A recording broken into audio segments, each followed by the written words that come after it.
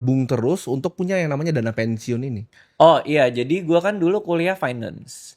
Di kuliah finance itu banyak banyak prinsip-prinsip yang gue dapetin melalui dosen-dosen gue. Eh Aneh banget kalau pas gue kuliah dulu, kan gue kuliah di luar ya. Itu kelasnya satu lecture sama satu apa dua tutorial. Jadi ada satu lecture gede gitu. Lecture lecture gede gue datang, dosen yang ngajarin, sama itu ada kelas yang kecil-kecil. Nah, jadi kita jarang ketemu dosennya, jadi cuma di kelas lecture itu. Tapi setiap omongan dosen gue, pas gue kuliah dulu, itu banyak yang nempel di gue. Salah satunya konsep opportunity cost, yang gara-gara itu gue jadi jarang nongkrong. Jadi gue tuh banyak ke-brainwash sama dosen-dosen gue di sana.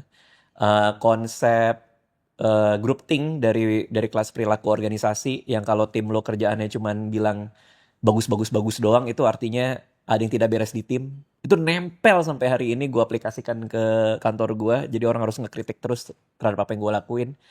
Termasuk salah satunya adalah konsep future value of money tadi gitu, bahwa semakin lama tergerus inflasi, apa yang kita taruh di investment itu bisa berlipat ganda di masa depan. Ya lumayan sih, termasuk salah satunya itu yang gue ke brainwash.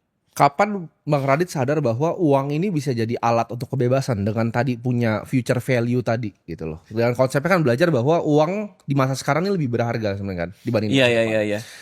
Kapan Bang Radit sadar bahwa oh ini uang tuh bisa buat freedom loh gitu. Kapan untuk jadi freedom ya?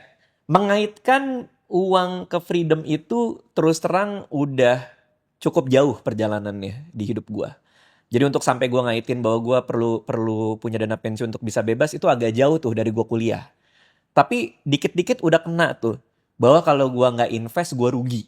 Jadi pegangan itu dulu.